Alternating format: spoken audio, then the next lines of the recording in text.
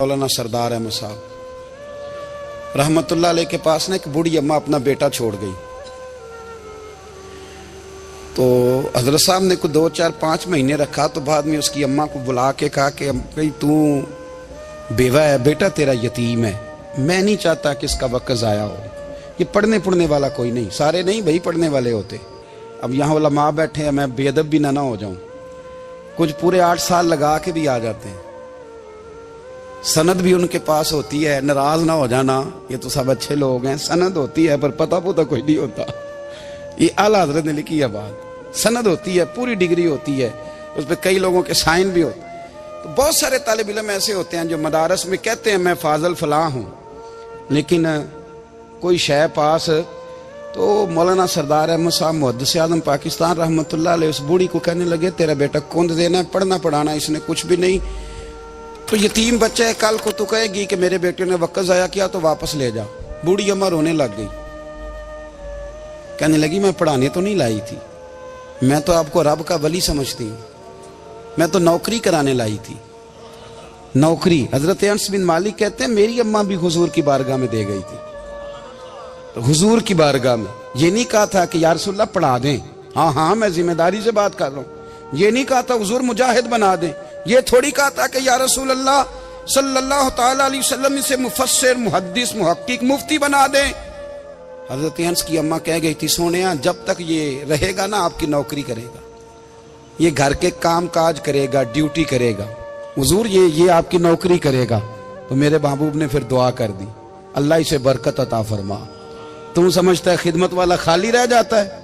जितना जायका खिदमत वाले को मिलता है, जो उसके नसीब में आता है, वो किसी का नसीब कहां भाई। हजरत अनस कहते हैं हुजूर ने दुआ कर दी, बरकत की। मुझे तो खेती बाड़ी आती भी नहीं थी, पर लोगों के बाग में साल में 1 दफा फल लगता था, मेरे बाग में 2 दफा लगता था। हुजूर ने दुआ कर दी अल्लाह इसे औलाद दे। फरमाते हैं मेरे बेटे, मेरे पोते, मेरे नवासे, मेरी बेटियां, फरमाते हैं मैं जिंदा हूं और मेरी 100 औलादे मौजूद हैं। परेशान हो गया 100 सुन के बच्चे 2 ही अच्छे, 100 औलादे मेरी मौजूद हैं। हजरत अनस भी मौलाना सरदार अहमद साहब के पास ना छोड़ गई बच्चा, कहने लगी हजरत जी मैं को पढ़ाने के लिए थोड़ा छोड़ गई हूँ, मैं तो इसलिए छोड़ के गई हूँ कि आप मेहरबानी करें, खिदमत कराएं। तो हजरत जी कहने लगे कोई ऐसा काम ही नहीं, खिदमत वाला क्या कराऊं। कहने लगी पट्ठे पवा लिया करो जी। हूँ लड़ पेंदे ने, कहने ने बच्चे काम कर दें मदरसे का। हालांकि अब कहाँ बच्चे काम करते हैं, अब तो गुजर गया दौर, अब तो बच्चे काम कराते हैं। अब बच्चे भी नाराज हो रहे हैं, घूर घूर के देख रहे हैं। सही कह रहा हूं आपको, बच्चे काम कराते हैं, बच्चे कहाँ काम करते हैं। कहने लगी ये चारा डाले करेगा आपकी भैंसों को। तो हजरत ने उसको कहा कि बीबी चारा मेरी भैंसों को डालने के लिए मैंने बंदा रखा हुआ है, तो तू जा ले जा। कहने लगी हाथ बांध के हुजूर मेहरबानी करें रख ले, चारा डालेगा। और पुत्र तवज्जो से चारा डालना हजरत की भैंसों को। रोने लगी, हजरत ने रख लिया, महीने का खर्चा भी देते। शाम को ना वो सारा दिन काम करता, शाम को आके पैरों में भी बैठ जाता, हजरत जी लाएं तेल थोड़ा सा, पैर ना दबा दूं। 8 साल साथ वाले पढ़ते रहे, ये बेचारा नौकरी करता रहा। मेरा रूप भी नहीं ते मेरा रंग भी नहीं, और मैनू यार मनान दा टंग भी नहीं। कभी कभी ना हजरत बिलाल हबशी फारग होते ना, तो नबी पाक की बारगाह में अर्ज करते हुजूर कोई काम तो नहीं, सारे हो गए, हुजूर जाऊं जरा, चले जाते। एक दिन सलमान फारसी कहने लगे या रसूलल्लाह ये बिलाल कहाँ जाता है। फरमाया जा देख के तो आ। हजरत सलमान वापस आए तो आके रोने लगे, कहने लगे सोनिया जब यहाँ से जाता है ना तो जाके सैयदा फातिमा की चक्की पीसनी शुरू कर देते, बीबी साहबा के काम करने लगता है, घर में जाके असनैन की ड्यूटी करता है, वहां भी काम यहाँ भी काम। वो चारा डालता रहा, उसने चारा डाला। हजरत मुहद्दिस आज़म की भैंसों को दस्तारे फजीलत का वक्त आ गया, सारे पगड़ियां सजा के आ गए, आज दस्तार होगी। ये न पीछे होके बैठ गया, चूंकि पढ़ा ही नहीं था तो दस्तार काहे की, दस्तार तो उसकी जो पढ़ेगा। हमने तो पढ़ा ही नहीं, हमने तो यार पढ़ा, घर पढ़ा, ड्यूटी करी। हजरत मुहद्दिस आज़म रहमतुल्लाह अलैह के यहाँ जब ऐलान होने लगा ना कि अब दस्तार होगी, तो हजरत ने पहला ऐलान उसका फरमाया। तो मजा वाला बंदा कपड़े भी कदी कदी बदलता है ना, वो कहते जिस हाल में भी था मैं पलट के देखने लगा कि पढ़ा पढ़ाया तो है, कोई शय नहीं। तो ये माजरा क्या है। पीछे से उठ के आए तो कहते हैं बाकियों की दस्तार किसी आलिम ने की, किसी सूफी ने की, लेकिन ये भैंसों को चारा डालने वाला जब आया तो मुहद्दिस आदम ने फरमाया पगड़ी के बाल को कोई हाथ ना लगाए, ये सारी दस्तार मैंने करनी है। और फरमाते हैं हजरत बाल भी देते जाते थे और आंसू भी बहाते जाते थे, माथा भी चूमते थे और फरमाते थे दस्तार के बाद चला तो नहीं जाएगा यार, मुझे तो इबादत भी नहीं रह गई, मुझे तो चाबियों को भी नहीं पता कौन सी कहाँ रहती है, जाएगा तो नहीं तू? तो रो पड़ा, कहने लगा सोने जाए तो वो जिसके पल्ले कुछ है हो, आता जाता तो है कुछ नहीं, मुझे किसने रखना है, मैंने कहाँ जाना है, इधर कहाँ तो इधर ही रहूंगा। वो उस तालिब इल्म के सारे उस्ताद भाई कहते हैं उसने दस्तार कराई, पढ़ा पढ़ाया कुछ नहीं, पर जो मसला अड़ जाता था ना, वो जो अड़ जाता था ना, वो जाके उससे पूछते थे तो किताबें खोलने की जरूरत नहीं पड़ती थी। मौलाना अमजद अली साहब आजमी रहमतुल्लाह अलैह फरमाते हैं यकदम आला हजरत का दरवाजा खुला, ये भी मेरे आला हजरत की जिंदगी है, इसे भी देख, यकदम दरवाजा खुला तो बूढ़े इमाम के पैरों में जूता कोई नहीं और आला हजरत सर पट दौड़े। मैं करीब गया, मैंने कहा हुजूर मैं सदके जाऊं, कहां जा रहे हो? कहने लगे किसी ने बताया मेरा मुर्शद का बेटा रेलवे स्टेशन से गुजरने वाला है, अमजद अली देर न कर यार, कहीं शहजादा नाराज ना हो जाए, मेरे मुर्शद का बेटा, मेरे शेख का पोता, यार जरा जल्दी कर। कहते हैं आला हजरत दौड़े रेलवे स्टेशन पे, उन्हें अगर फतवे लिखने आते थे किल के रजा है खंजरे खूंखार बरकबार, तो वो ये भी कहा करते थे कैसे आकाओं का बंदा हूं रजा, बोल बाले मेरी सरकारों के। दौड़े गए रेलवे स्टेशन पे और बूढ़े शेख सदरुल शरिया कहते हैं मैंने कहा हुजूर मैं ना चला जाऊं? कहने लगे ना पुत्र, मैंने बड़ा नमक खाया उस घर का, मैंने बड़ी नौकरी करी है, मेरी अपनी ड्यूटी है, तुम्हारी तो नहीं ना। मेरे शेख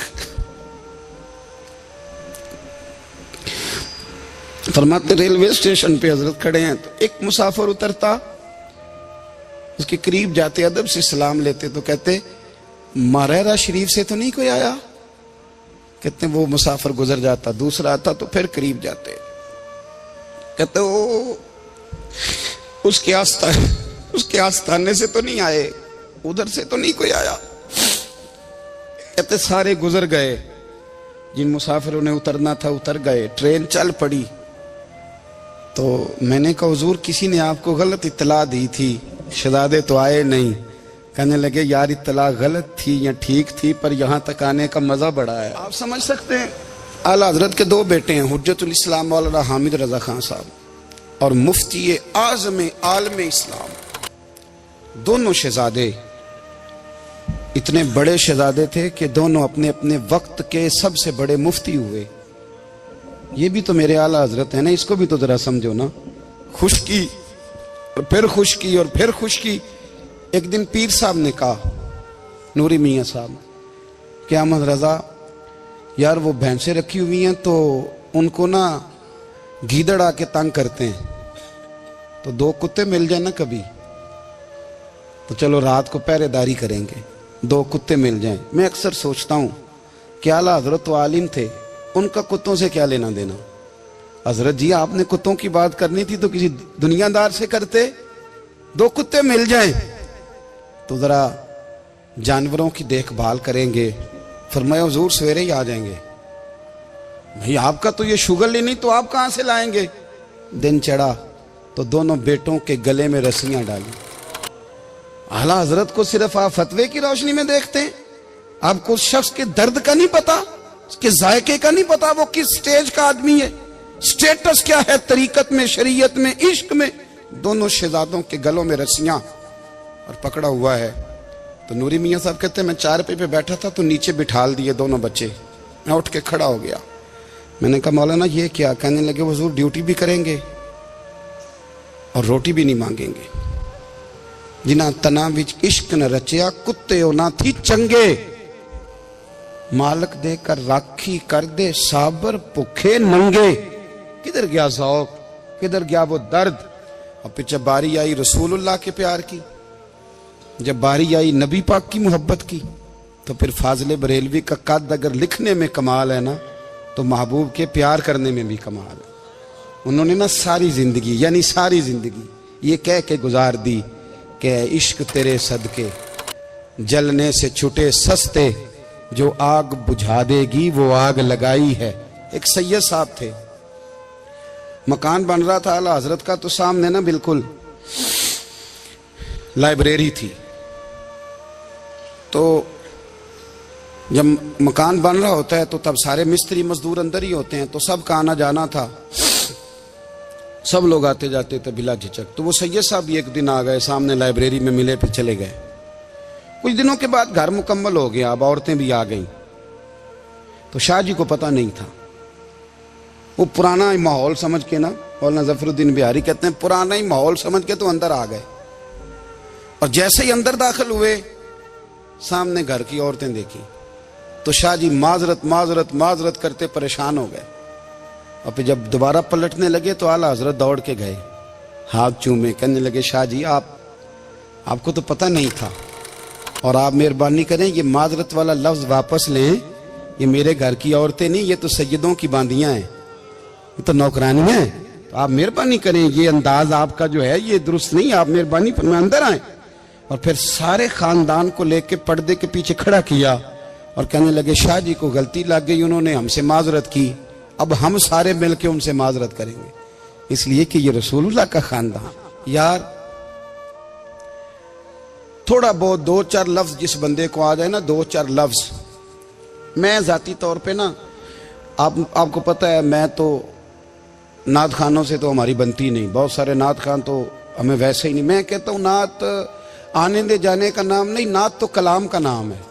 किसी बुजुर्ग की बात पढ़ो, कुछ मतलब उसमें कुछ ज़ौक हो, कुछ दर्द हो, ये क्या बात हुई जो आजकल काम शुरू है।